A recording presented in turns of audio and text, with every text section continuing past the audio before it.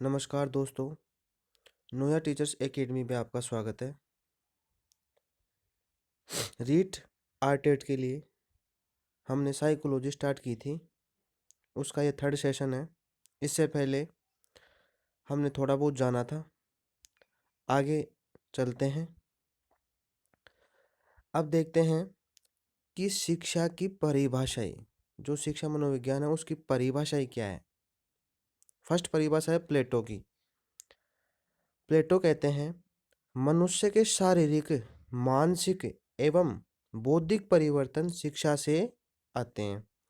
प्लेटो कहते हैं कि जो मनुष्य के जो शारीरिक, मानसिक और बौद्धिक परिवर्तन होते हैं मनुष्य में, वो शिक्षा से ही आते हैं। दूसरी परिभाषा है अरस्तु की। अरस्तु क्या कहते हैं कि शिक्षा स्वस्थ शरीर में स्वस्थ मस्तिष्क का निर्माण करती है। अरस्तु बोलते हैं कि शिक्षा स्वस्थ शरीर में स्वस्थ मस्तिष्क का निर्माण करती है। जॉन लॉक की परिभाषा देखते हैं। जॉन लॉक क्या कहते हैं शिक्षा के बारे में? जिस प्रकार से फसल के लिए कृषि होती है, उसी प्रकार से मनुष्य के लिए शिक्षा होती है। जॉन लॉक की परिभाषा कृषि से संबंधित है, एक तरीके से ट्रिक से जोड़े इसको, और अरस्तु को जोड़े कि स्वस्थ शरीर में स्वस्थ मस्तिष्क, और प्लेटो को जोड़े तो प्लेटो तो महान एक तरीके से वास्तविक जनक थे। तो शारीरिक, मानसिक और बौद्धिक, ये तीन आ जाए तो प्लेटो। इसकी ट्रिक स्वस्थ शरीर में स्वस्थ मस्तिष्क, और जॉन लो की ट्रिक है कृषि से संबंधित। ये एक याद करने का तरीका है। नेक्स्ट परिभाषा है पेस्टोलॉजी की। पेस्टोलॉजी बोलते हैं कि शिक्षा बालक की जन्मजात अभियोग्यताओं का स्वाभाविक समरस एवं प्रगतिशील विकास करती है। पेस्टोलॉजी क्या कहते हैं कि शिक्षा बालक की जन्मजात अभियोग्यताओं का स्वाभाविक समरस एवं प्रगतिशील विकास करती है। नेक्स्ट परिभाषा है फ्रोबेल की। फ्रोबेल क्या कहता है कि शिक्षा बालक की आंतरिक शक्तियों को बाह्य शक्तियों का रूप देती है। तो इसकी ये परिभाषा है कि फ्रोबेल, फ्रो एक तरीके से ट्रिक के रूप में जोड़े तो फ्रो यानी फेंकना, तो अब अंदर से बाहर फेंकना, तो आंतरिक शक्तियों को बाह्य शक्तियों का रूप दे सकती है। इसको इस तरीके से याद किया जा सकता है। गांधी जी क्या कहते हैं शिक्षा के बारे में कि शिक्षा से मेरा अभिप्राय है मनुष्य के शरीर में आत्मा तथा मस्तिष्क का सर्वांगीण एवं सर्वोत्तम विकास है। शिक्षा से मेरा अभिप्राय है मनुष्य के शरीर, आत्मा तथा मस्तिष्क का सर्वांगीण सर्वोत्तम विकास है। गांधी जी ने तो क्या बोल दिया कि शिक्षा सर्वांगीण और सर्वोत्तम विकास है। इस तरीके से ट्रिक याद कर सकते हैं कि गांधी जी तो सर्वांगीण और सर्वोत्तम विकास करते हैं। अब स्वामी विवेकानंद क्या कहते हैं? स्वामी विवेकानंद की परिभाषा देखते हैं। शिक्षा बालक की पूर्व निहित पूर्णता को अभिव्यक्त करती है। नेक्स्ट कोलसनिक। कोलसनिक ने शिक्षा के बारे में क्या कहा है कि शिक्षा बालक में शारीरिक मानसिक विकास करती है। शारीरिक और मानसिक विकास शिक्षा ही करती है, ये परिभाषा बोला था कोलसनिक ने। नेक्स्ट है कि 19वीं सदी में टेन नामक वैज्ञानिक ने 1869 में इन्फेंट चाइल्ड डेवलपमेंट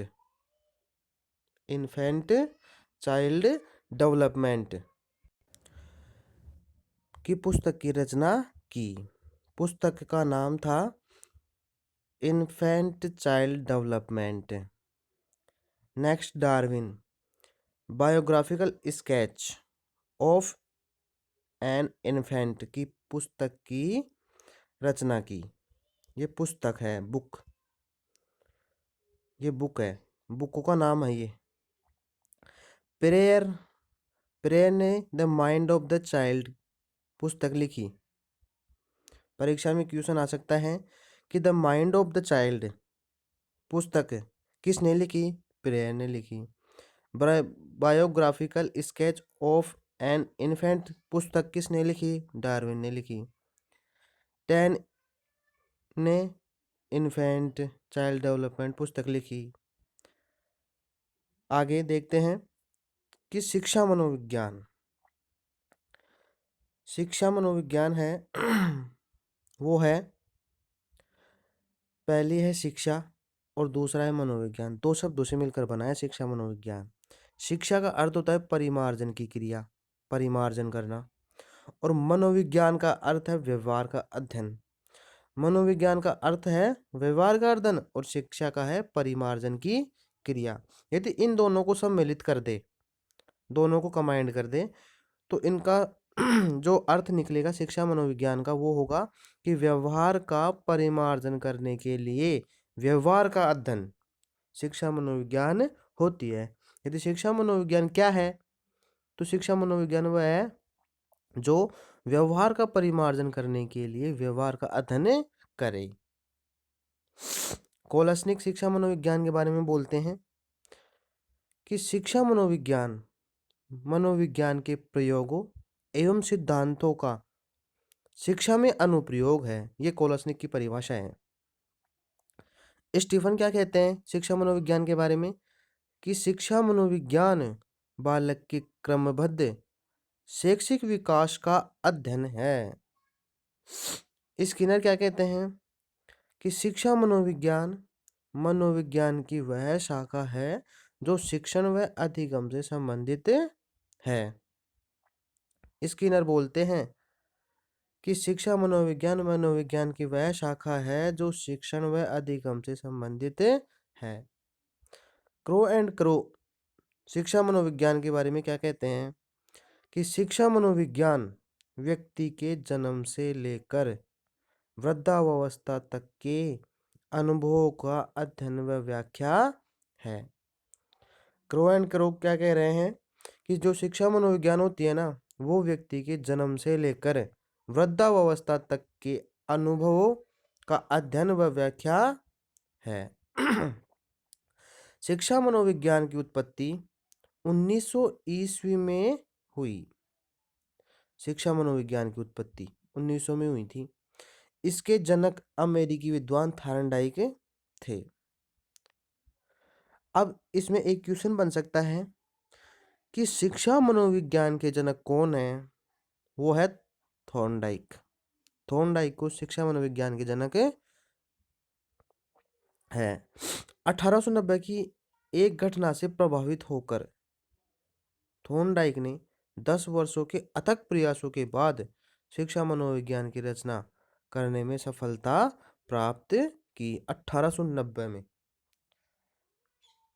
थॉर्नडाइक पर प्रकृतिवादी विचारक रूसो की जो इमाइल पुस्तक का सबसे ज्यादा प्रभाव पड़ा।